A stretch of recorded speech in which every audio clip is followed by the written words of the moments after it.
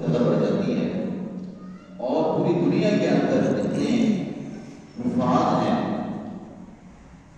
اللہ تبارک و تعالیٰ کو یہ موقع فراہم کرتے ہیں کہ وہ رمضان مبارک کے اندر تراویح سناتے ہیں قرآن، اور ان کے پیچھے بڑے بڑے صفوں میں لوگ ایمان والے قرآن کی محبت جن کے رگ و پے میں ہے، تو وہ قرآن کریم کو سننا اپنے بھی ساتھ سمجھتے ہیں۔ اس لیے رمضان کے اندر جس طرح قرآن کا اعزاز ضروری ہے، اس طرح صاحب قرآن کا اعزاز ضروری ہے۔ جس طرح قرآن کی محبت ہمارے دل میں ہو، اس طرح قرآن پڑھنے والوں کے سچی محبت میں ہمارے دل میں ہو، ان کا اکرام، ان کا عزت، ان کی احترام ہماری مساجد کے اندر اور جہاں جہاں بھی قرآن کریم سنانے والے ہیں ان کو ایک پروٹوکول دیا ہے، عزت افزائی ہو، کہ وہ ٹائم نکالتے ہیں ہمارے لیے صبح سے لے کر شام تک یاد کر رہا ہے۔ یہ تو فرمایا کہ اس کی کوئی اجرت نہیں ہے، لیکن اس کا اکرام، اس کی عزت، احترام، ہر دن کوئی اس کا اکرام کر رہا ہے، ہر دن کوئی اس کی عزت افزائی کر رہا ہے،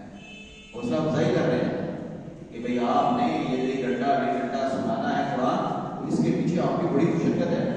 آپ کی نیند کم ہوئی ہے، آپ خوراک آپ نے کم کی ہے، کیوں کہ رات مسلے پہ کھڑے ہو کے میں نے قرآن سنا۔ پڑھنے والے کو اتنی فکر نہیں ہوتی،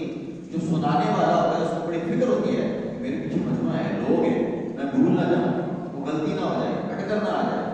اس کے لیے کتنی دفعہ دہراتا ہے، خود پڑھتا ہے، بار بار پڑھتا ہے، اپنے کسی ساتھی کو سناتا ہے، پھر استادوں کو سناتا ہے،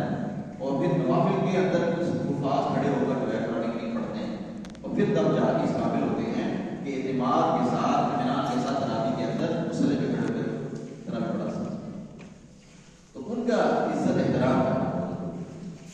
تو سب سے بڑا جو حافظ کا اکرام ہے وہ کیا ہے کہ بھائی اس کے پیچھے کھڑے ہو کے تراویح کو سنے، نماز کو پڑھ رہے ہیں۔ تو رمضان المبارک یہ دراصل قرآن ہی کا مہینہ ہے، قرآن کے ساتھ لگاؤ کا مہینہ ہے۔ نبی کریم علیہ السلام کے رمضان المبارک کے اندر جو معمولات تھے، ان معمولات میں سے سب سے بڑا معمول حضور کا کہ آپ علیہ السلام کثرت سے قرآن پڑھا کرتے، خود بھی پڑھتے، اور پھر جو اچھے قرآن پڑھنے والے صحابہ تھے ان سے قرآن سنا کرتے تھے۔ نبی کریم علیہ السلام نے ایک دفعہ حضرت موسیٰ اشعری جن کو اللہ تعالیٰ بہت زیادہ خوبصورت آواز ہے، ان سے ملاقات ہوئی تو کہا موسیٰ میں اور عائشہ، اپنی زوجہ مطہرہ سیدہ عائشہ ام المؤمنین کے بارے میں کہ ہم دونوں گزر رہے تھے، آپ تلاوت کر رہے تھے تو ہم دونوں کھڑے ہو کے آپ کی تلاوت سنتے رہے۔ تو حضرت موسیٰ اشعری رضی اللہ تعالیٰ بڑے خوش ہوئے کہا یا رسول اللہ، اگر مجھے پتا ہوتا کہ آپ میرا قرآن سن رہے ہیں تو میں پہلے سے بھی زیادہ خوبصورت قرآن پڑھتا۔ تو نبی کریم علیہ السلام صحابہ کا قرآن کریم سے بلاتے، جو اچھا قرآن پڑھنے والے تھے ان کو بٹھا کے ان کا قرآن کریم سے بات کرتے۔ رمضان مبارک کے اندر نبی کریم علیہ السلام